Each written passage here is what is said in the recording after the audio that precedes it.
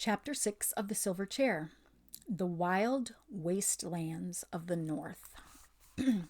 At about 9 o'clock next morning, 3 lonely figures might have been seen picking their way across the Shribble, that's the river, by the shoals and stepping stones.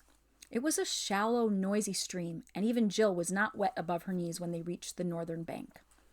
About 50 yards ahead, the land rose up to the beginning of the moor, everywhere steeply and often in cliffs. "I suppose that's our way," said Shrub, pointing left and west to where a stream flowed down from the moor through a shallow gorge. But the Marshwiggle shook his head. "The giants mainly live along the side of that gorge," he said. "You might say the gorge was like a street to them. We'll do better straight ahead, even though it's a bit steep." They found a place where they could scramble up, and in about 10 minutes they stood panting at the top. They cast a longing look back at the valley land of Narnia, and then they turned their faces to the north. The vast, lonely moor stretched on and up as far as they could see. On their left was rockier ground. Jill thought that must be the edge of the Giant's Gorge, and she did not much care about looking in that direction. And they set out. It was good, springy ground for walking, and a day of pale winter sunlight.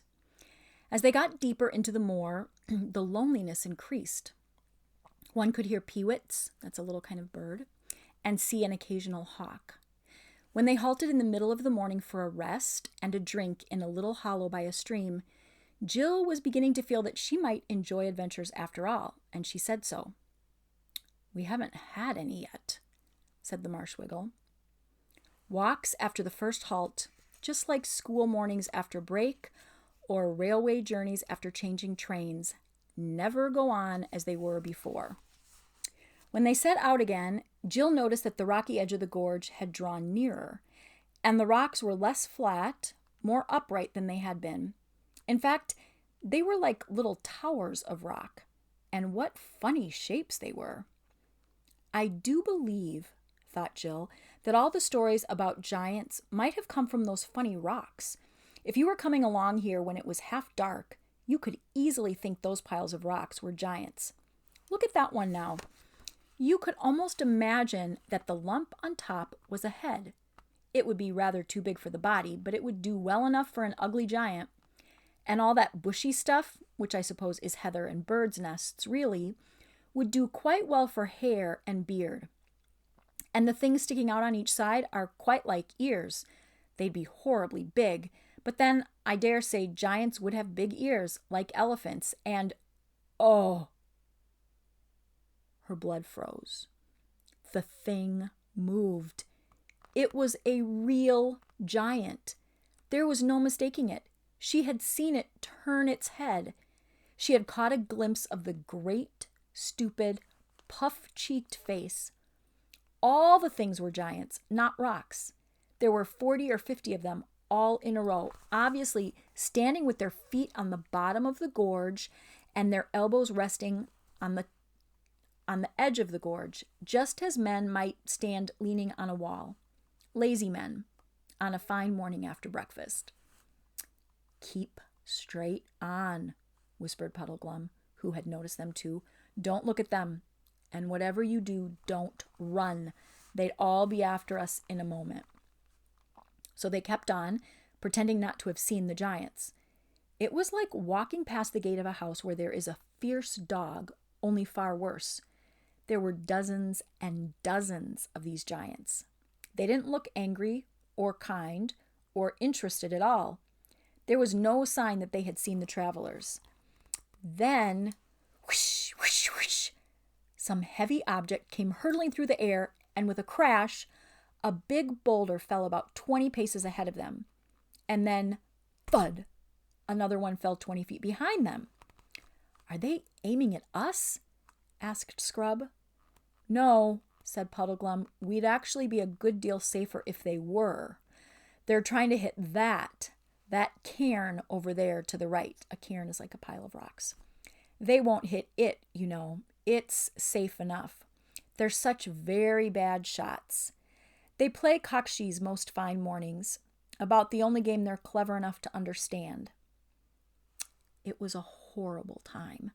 There seemed no end of the line of giants, and they never ceased hurling stones, some of which fell extremely close.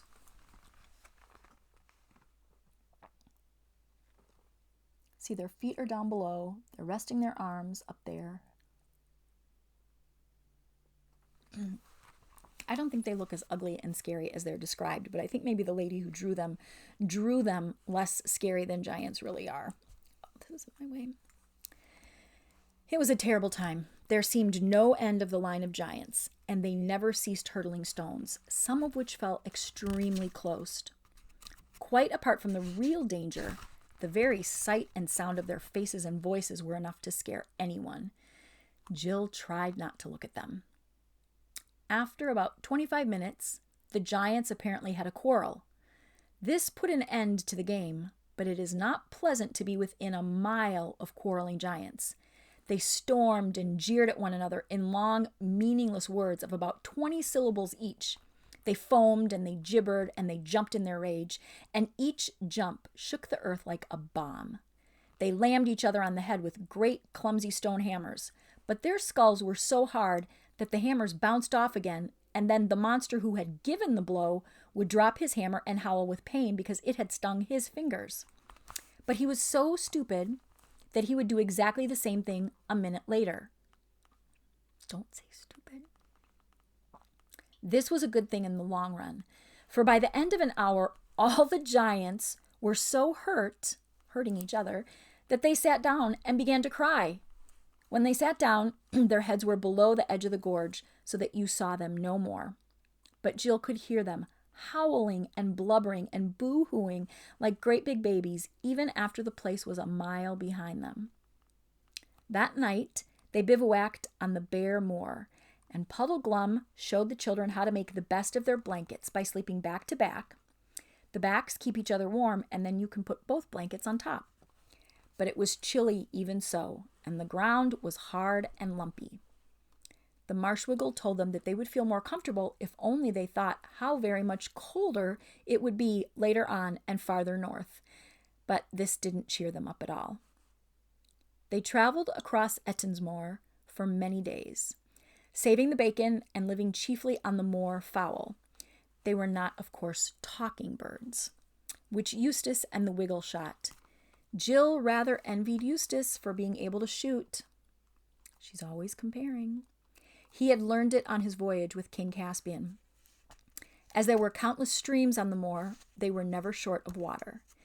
Jill thought that when, in books, people live on what they shoot, it never tells you what a long, smelly, messy job it is plucking and cleaning dead birds and how cold it makes your fingers. But the great thing was that they met hardly any giants. One giant saw them, but he only roared with laughter and stumped away about his own business. About the 10th day, they reached a place where the country changed. They came to the northern edge of the moor and looked down a long, steep slope into a different and grimmer land. At the bottom of the slope were cliffs. Beyond these, a country of high mountains, dark precipices, stony valleys, ravines so deep and narrow that one could not see far into them, and rivers that poured out of echoing gorges to plunge sullenly into black depths. Needless to say, it was Puddleglum who pointed out a sprinkling of snow on the more distant slopes. But there'll be more on the north side of them, I shouldn't wonder, he added. It took them some time to reach the foot of the slope, and when they did, they looked down from the top of the cliffs at a river running below them from west to east. It was walled in by precipices on the far side as well as on their own, and it was green and sunless, full of rapids and waterfalls. The roar of it shook the earth even where they stood. The bright side of it is, said Puddleglum, that if we break our necks getting down the cliff, then we're safe from being drowned in the river. What about that? Said Scrub suddenly, pointing upstream to their left. Then they all looked and saw the last thing they were expecting, a bridge. And what a bridge, too! It was a huge, single arch that spanned the whole gorge from cliff top to cliff top, and the crown of that arch was as high as the cliff tops, as high above the cliff tops as the dome of St. Paul's is above the street. St. Paul's is a church in England. Why, it must be a giant's bridge, said Jill. Or a sorcerer's, more likely, said Puddleglum. We've got to look out for enchantments in a place like this. I think it's a trap. I think it'll turn into mist and melt away just when we're out on the middle of it. Oh, for goodness sakes, don't be such a wet blanket, said Scrub. Why on earth shouldn't it be a proper bridge? And there it is. It's hard to tell how high that is because they don't show any people there. But they said it was a giant's bridge, so it must be huge. Scrub says, why on earth shouldn't it be a proper bridge? Do you think any of the giants we've seen would have the sense to build a thing like that? Said Puddleglum.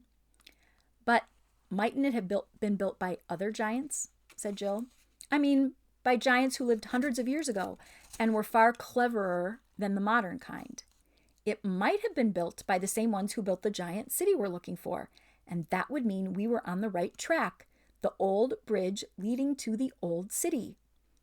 That's a real brainwave, Pole, said Scrub. It must be that. Come on. So they turned and went to the bridge, and when they had reached it, it certainly seemed solid enough. The single stones were as big as those at Stonehenge. If you don't know what that is, look it up afterwards. And they must have been squared by good masons once, though now they were cracked and crumbled. The balustrade had apparently been covered with rich carvings, of which some traces remained, moldering faces and forms of giants, minotaurs, squids, centipedes, and dreadful gods. Puddleglum still didn't trust it, but he consented to cross it with the children. The climb up to the crown of the arch was long and heavy. In many places, the great stones had dropped out, leaving horrible gaps through which you looked down on the river, foaming thousands of feet below. They saw an eagle fly through under their feet, and the higher they went, the colder it grew, and the wind blew so that they could hardly keep their footing. It seemed to shake the bridge. When they reached the top and could look down the farther slope of the bridge, they saw what looked like the remains of an ancient giant road, stretching away before them into the heart of the mountains. Many stones of its pavement were missing, and there were wide patches of grass between those that remained. And riding toward them on the ancient road were two people of normal, grown-up human size. Keep on. Move toward them, said Puddleglum. Anyone you meet in a place like this is as likely as not to be an enemy, but we mustn't let them think we're afraid. By the time they had stepped off the end of the bridge onto the grass, the two strangers were quite close. One was a knight in complete armor with his visor down. His armor and his horse were black. There was no device on his shield and no banneret on his spear. Remember, a device means a design or something. Here they are. So you see his shield is plain. There's no banneret, a little cloth on his spear showing who he is. That's what real knights would have had. The other person was a lady on a white horse. A horse so lovely that you wanted to kiss its nose and give it a lump of sugar at once. But the lady, who rode side saddle and wore a long fluttering dress of dazzling green, was lovelier still. Good day, travelers. I can't trill the R there, she cried out in a voice as sweet as the sweetest bird song, trilling her R's delightfully. I don't think you can trill an R in well, I can't do it. Some of you are young pilgrims to walk this rough waste. That's as may be, ma'am, said Puddleglum, very stiffly and on his guard. We're looking for the ruined city of the giants, said Jill.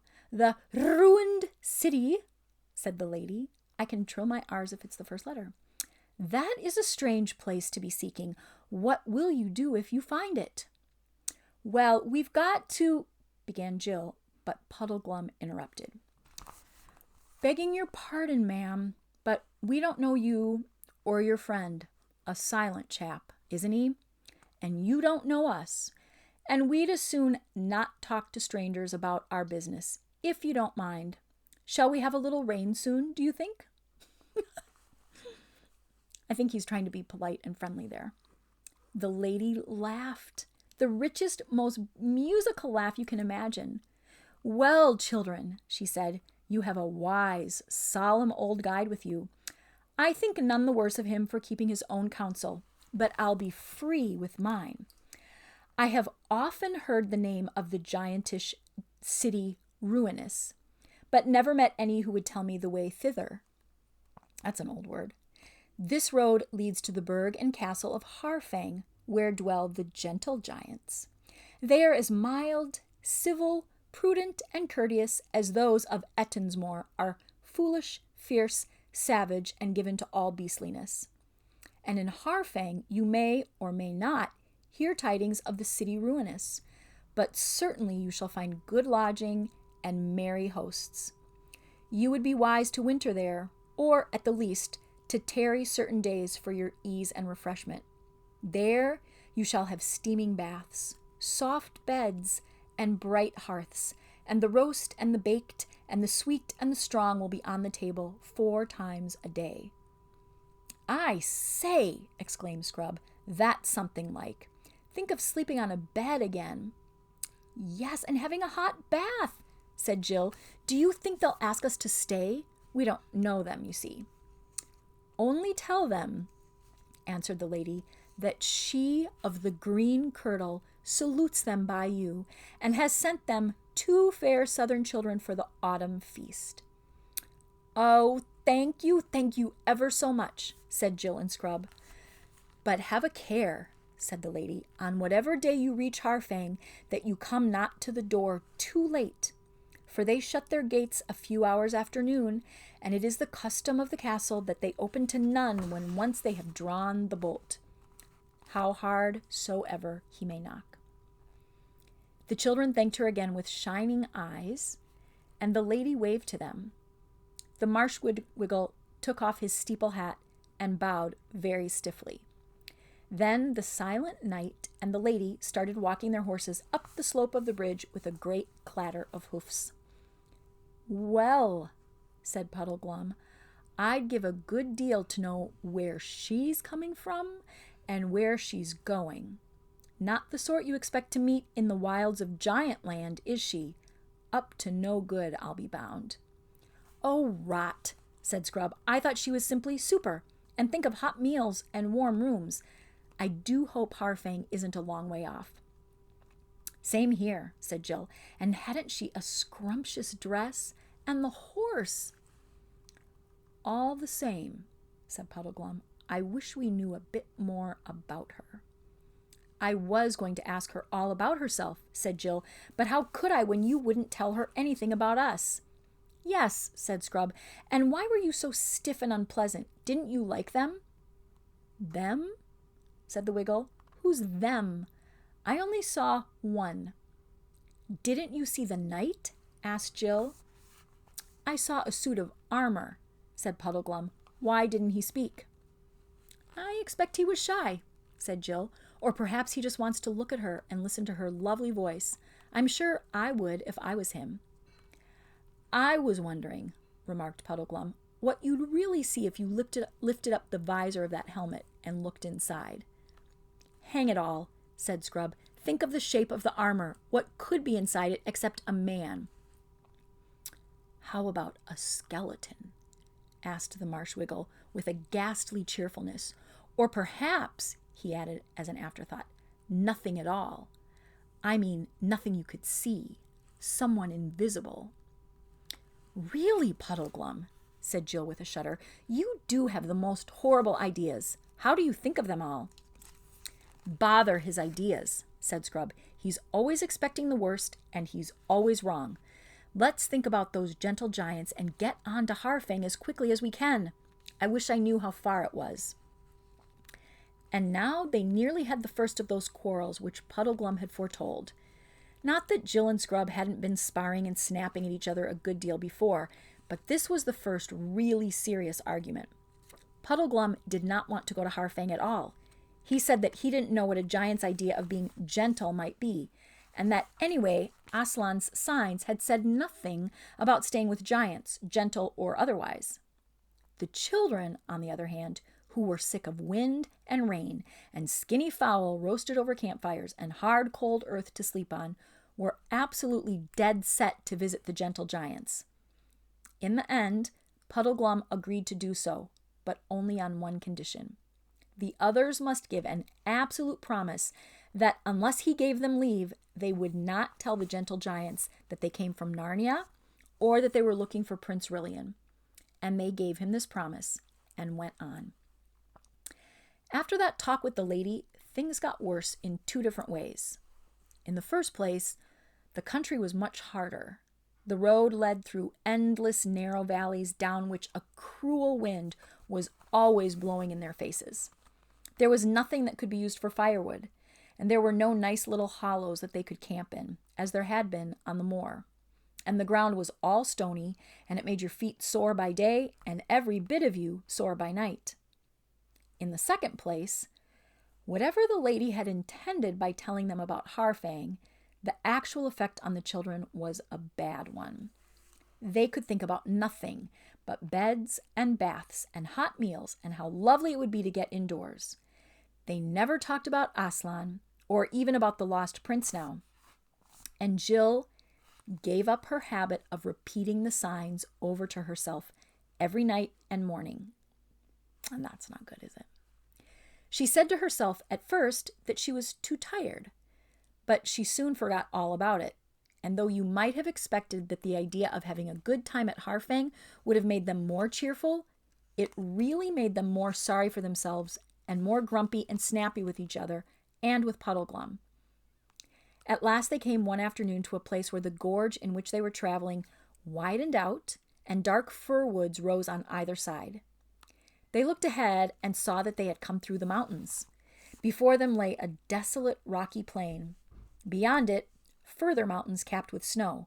But beyond them and those further mountains rose a low hill with an irregular, flattish top. "Look! Look!" cried Jill and pointed across the plain. And there, through the gathering dusk, from beyond the flat hill, everyone saw lights. Lights! Not moonlight, not fires, but a homely, cheering row of lighted windows. If you have never been in the wild wilderness, day and night, for weeks, you will hardly understand how they felt. "Harfang!" cried Scrub and Jill in glad, excited voices, and "Harfang," repeated Puddleglum in a dull, gloomy voice. But he added, "Ha! Wild geese!" And he had the bow off his shoulder in a second. He brought down a good fat goose.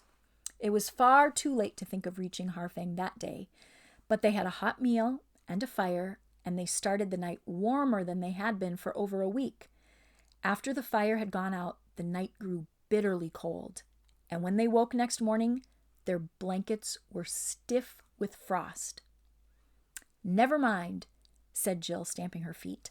"Hot baths tonight." That's the end of chapter 6. I think they're going to go to Harfang. Oh.